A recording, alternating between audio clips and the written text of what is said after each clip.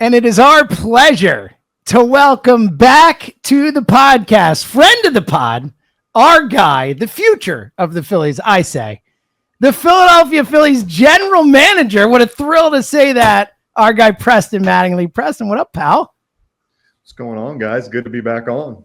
What a thrill. Look at this. I know. You think someone comes on once, it's like, we'll never doing that again. He's back. Yeah. It's amazing. Well, it's a terrible decision-making by him, per usual, which is great. A little concerning in the GM little concerning, role, but, little concerning. Yeah. Don't appreciate the often trolling about the Eagles, but it's all Well, good. when you're as big an Eagles fan as Jack, Oh, you're going to man. get trolled, you know? Yeah. Let's do an Eagles fan. It's not my fault. Like, you know the guy. Good. I mean, he just bleeds good to green. get Jack talking Phillies again. I know. You are sick. You are absolutely sick. I love it. All right, Preston.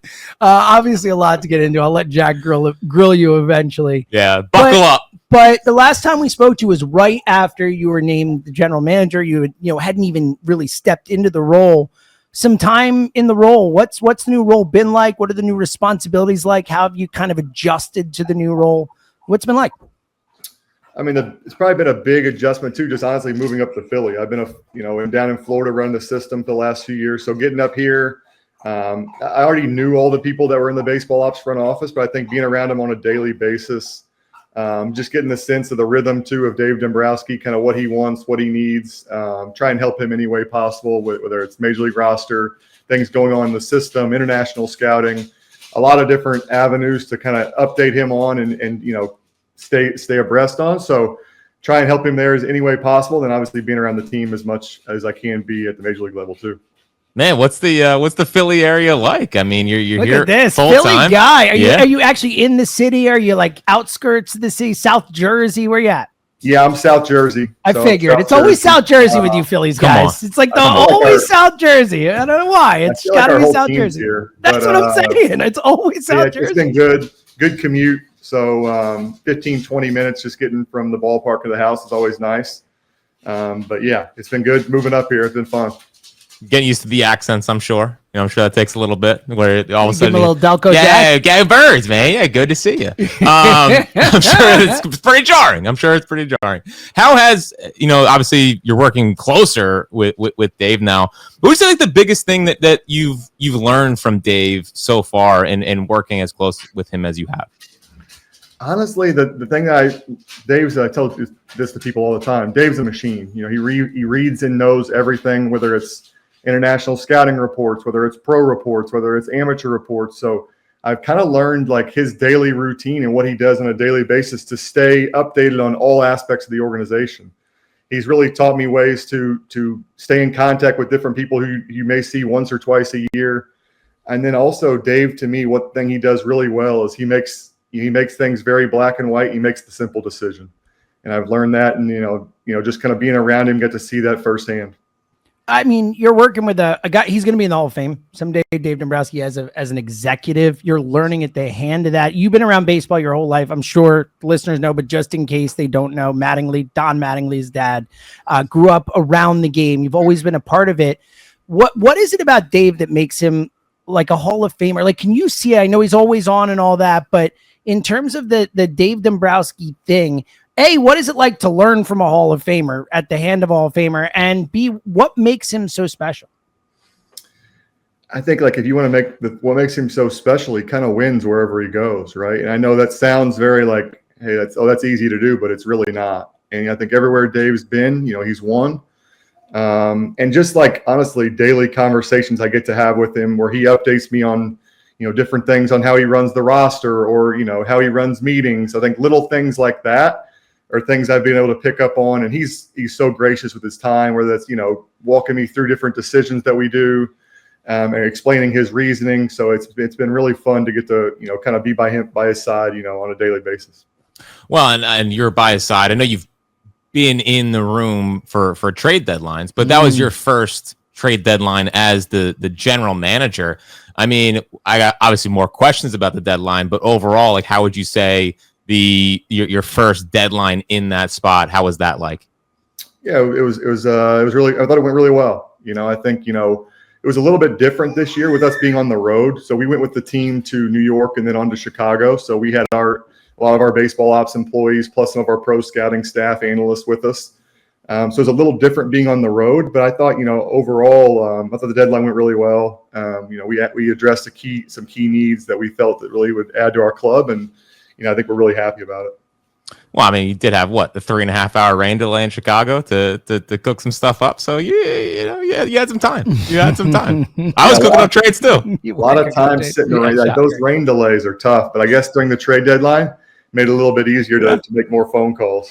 Before we get into the nitty gritty, because I know Jack's going to dive in on specifics, but just can you take us inside the room? I mean, we've all seen like Moneyball. I just watched Moneyball again, obviously great movie. But I'm sure very realistic. Well, that's what I'm wondering, because him and Jonah Hill are sitting there, and he's like on the phone with Cleveland, and you do this, I'll do that. Get him back on the phone. Like, how we've all seen those movies and those type of things. How realistic is it? What is it like to be in the room? Is it really like Dave on the phone with general managers? He's flipping back and forth, and I got this guy. Like, how realistic are those representation of what it's like to be in the actual room as these moves are getting sorted out and discussed and ultimately executed? Yeah, I think things can go fast. I think this year we were a little bit earlier than right at the deadline. So, but I definitely, Dave's on the phone with general managers. I'm on the phone with general managers. So I think we're just kind of split up the duties there. We're making calls. We're trying to see where we line up. Obviously, it takes two teams to line up. Like, they have to like the players we have. We have to find a need with their roster. So I think it takes two clubs. I would even say this year it kind of felt like we had more time. It wasn't as fast paced, but in years past, even like last year, we made a couple deals right at the deadline. Those, tend to go pretty quickly just because you have a deadline behind you. Plus you have to get medicals completed, notify players. So that usually happens. Like last year, I would say was a little bit more fast paced with the Gregory Soto trade at the very end, towards the end, Tanner Banks at the deadline. Yeah. Well, listen, you got a superstar closer. I mean, he not is like a superstar in Philly, like for not just the closing thing. I don't ever remember fans not wanting more runs in the 8th inning or whatever because they want to see this guy come into a game. We're booing home runs. They booed a home run. Yeah, it's ridiculous. Poor does Max Lazar understand it was a sarcastic boo? We're very pro Max Lazar. It was a sarcastic boo. But listen, you guys got a superstar closer. Obviously, me and you, prospect guys. It hurt to lose Taid and Abel, but you got to give good prospects to get good players. What made Duran the right fit? And did you know about the intro before you traded for him? Good question. Good question. And how electric it would be here. So the intro didn't come up during discussion, but I would say, I think we've had our scouts out since, honestly, since about May, probably, watching a bunch of reliever targets. You never know who's going to become available. So we were kind of scouting everybody who we thought had a chance. And honestly, we didn't really think Duran would be available. And with the way Minnesota was playing, obviously some stuff trended, our way towards the end. And I just think when his name came up and he was a guy that we could, possibly access, I just think we felt he was the guy that really fit us best. Multiple years of control. Like you said, it's always tough to give up guys like Mick Abel and Eduardo Taid, but I think when you're getting a guy of Duran's caliber and, some control, I think it's a no-brainer for the spot we're at. So I've always wondered this with the trade deadline and guys in your position when you're making these moves. And let's take the Duran deal as an example. Multiple teams in on Duran, obviously. That guy's a stud. There were multiple teams trying to get relievers. How do you guys sit around and try and figure out what other teams' packages are? Are other teams telling you, listen, we got this offer from them, beat it? How do you kind of know where your offer sits in the hierarchy of offers as you're doing this stuff? And when they say best offer, will they tell you you got to beat this? Or will they just say, hey, put your best offer on the table and you have to hope that where the other offers are at? How do you kind of gauge all that stuff? Honestly, it's a little bit of everything you just mentioned. I think every team's different. Certain teams will tell you exactly what they want, and if you meet it, they'll trade the player. If you don't, they won't. Other teams will, kind of go back and forth, set the bar high, usually come back with lesser names, and then, kind of work from there. So everybody's different. So it just kind of depends which team you're dealing with. Fascinating. So there was obviously a need for a right-handed hitting outfielder. There was a couple out there on the market. What made Harrison Bader the right one to go after to lock down center field?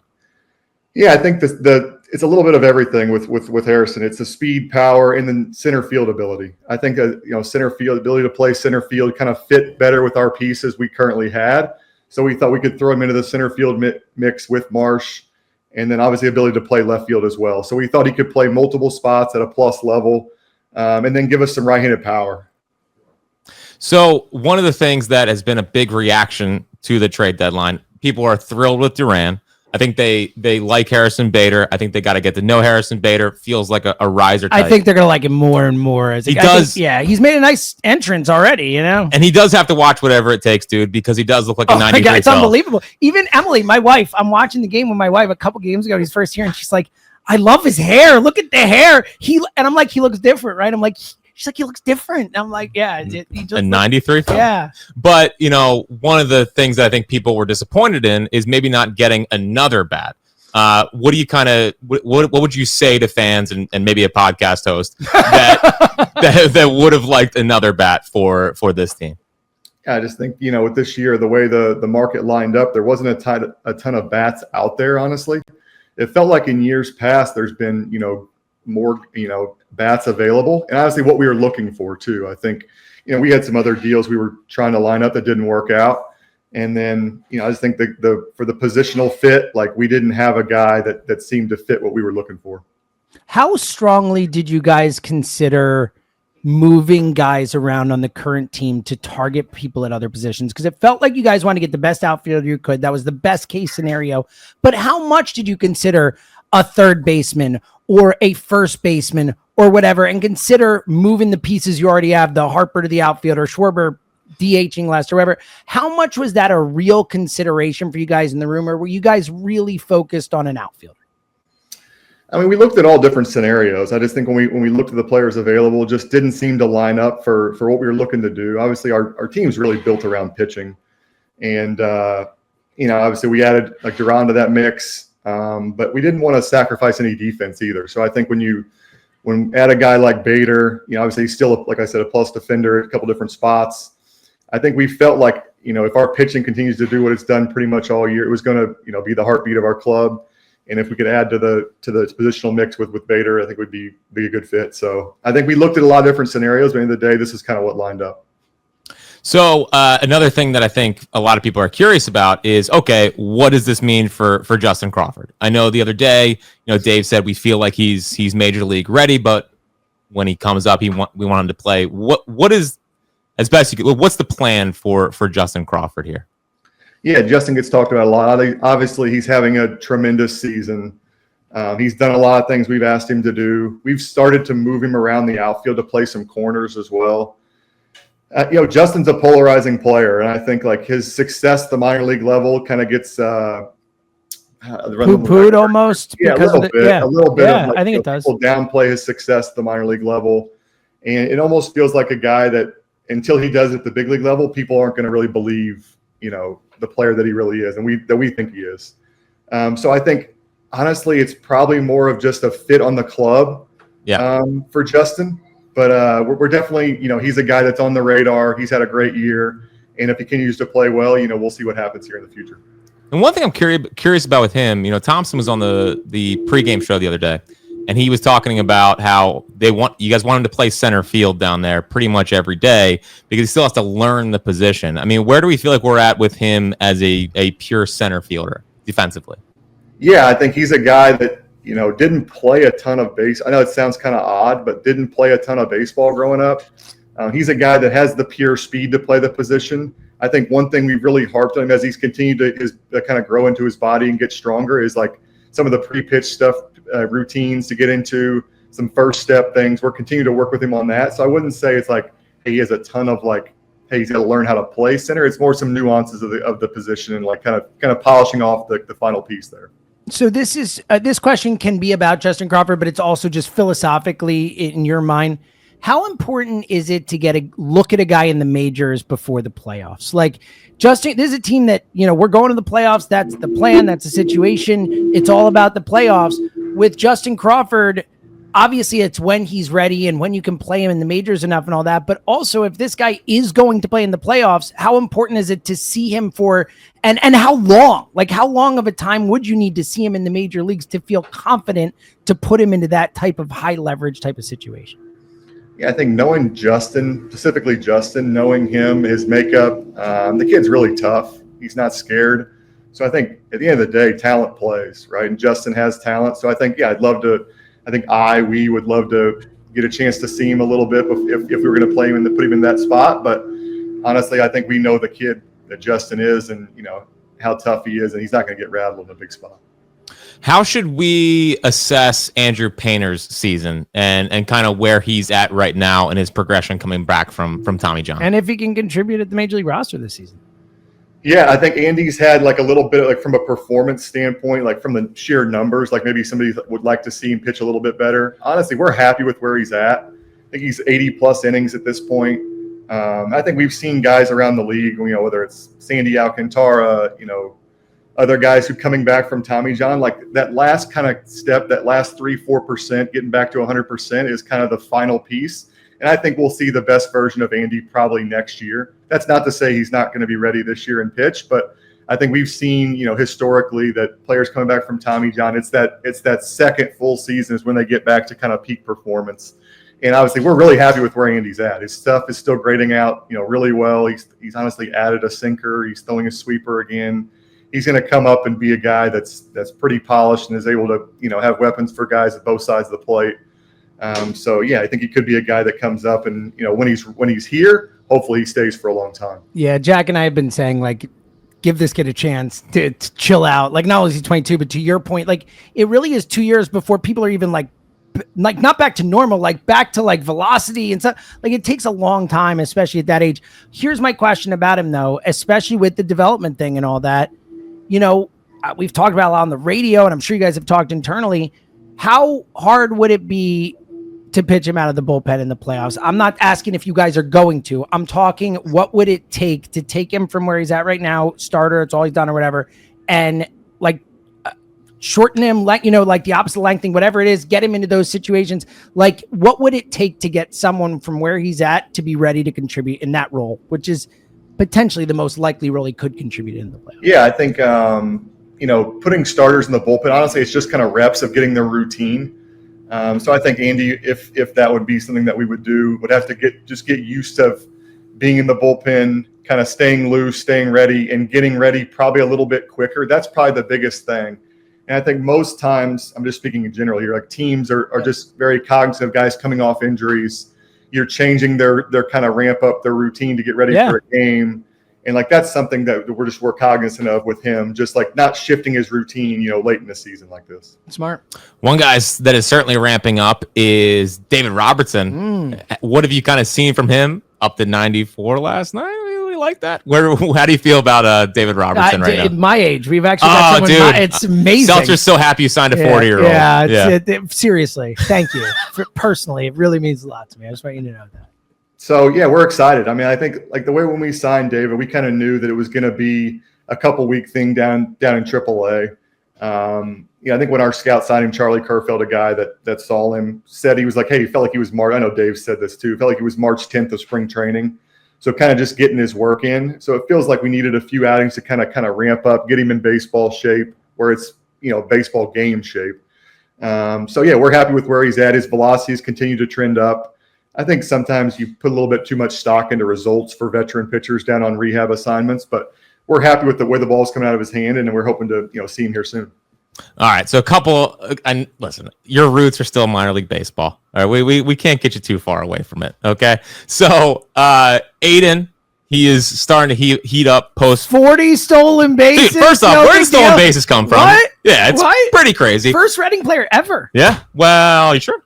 That's what I saw. All right. Well, I don't know. Regardless, since 2009. All right, fake news seltzer back at it again. Since 2009. Yeah. But up and down at the plate, maybe post trade deadline, knowing that he's here, some pressure is kind of off of him. How have you felt about Aiden Miller's year so far at Reading? Yeah, I think he's had a little bit of an inconsistent year offensively. I think like you mentioned the speed. I would have never guessed this kid would steal 40 bases. I'm just being honest. I think he's continued to get faster as he's getting in our system. His defense has continued to improve. He's showed the ability to play shortstop at a high level. And I think, Fritz, when you were recommending, you knew he was a speed defense, high floor player. Yeah. First thing I said was he's going to stick at shortstop and he's going to steal 40 bags. Like, I don't know about the bat, but I can tell you he's going to play great defense and run. And honestly, from an offensive standpoint, the underlying stuff, underneath the hood, has been really good all year. So we were kind of scratching our heads of why the performance had not come yet. He started to get hot here lately. But I think we're really excited with where he's at. He's the youngest player in AA, doing what he's doing defensively on the bases. And I think that offensively, he's continued to learn himself. And we feel like he's in a good spot and get a chance to take off here at the end and then, kind of catapult himself into next year. Youngest player in AA. That's important to remember. And by the way, we would just like to thank you for keeping him here. Yeah. It's the personally guy. As the, high up spot. Yeah. Our guy, Miller, our guy. Now, last time you were on, we were talking about buying Arun Escobar stock. Oh, I mean, stock's going up. Oh, stock's flying up more now than it did then. Yeah. Listen, it was down, and now we're up. Now, another guy that I have to talk to you about is Dante Nori, because he's starting to lace some baseballs down in Clearwater. How have you thought about Dante Nori? Yeah, Dante, we've been excited about. Obviously, we're really thrilled to keep him post deadline too. I think a guy that teams were asking a lot about. Underlying stuff is honestly, one of the better in minor league baseball.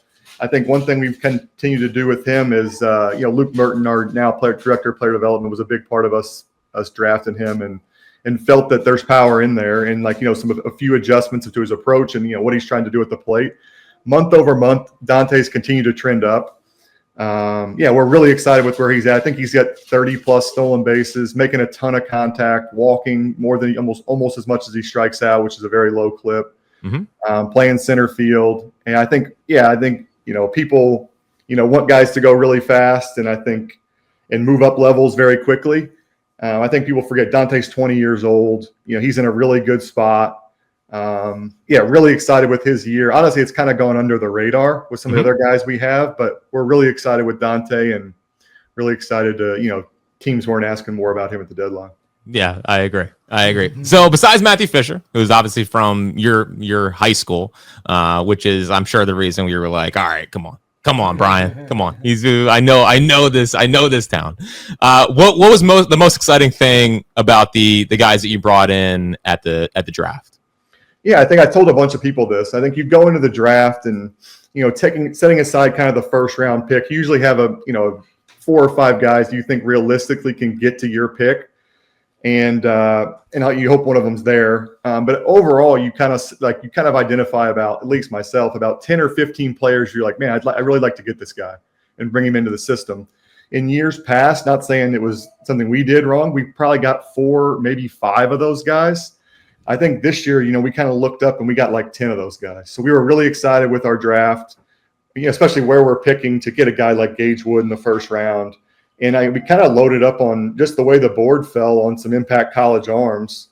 We felt could kind of, throw them in the system. And then, maybe some connections there to line up a Matthew Fisher in the 7th round and get him signed. But, Brian and his scouting staff did a great job of identifying Matthew and what he can do. And I think we thought, he would be off the board by the time probably we picked at our 2nd pick. So when he wasn't, we just started to, game plan a little bit and talk as a group and then kind of line him up for later in the draft. One more question about the deadline for me, and it's about a guy you used to work with. AJ Preller just went wild at the deadline. Do you remember seeing it? I believe they gave up 7 of their top 10 listed prospects, including the number 3 prospect in the sport.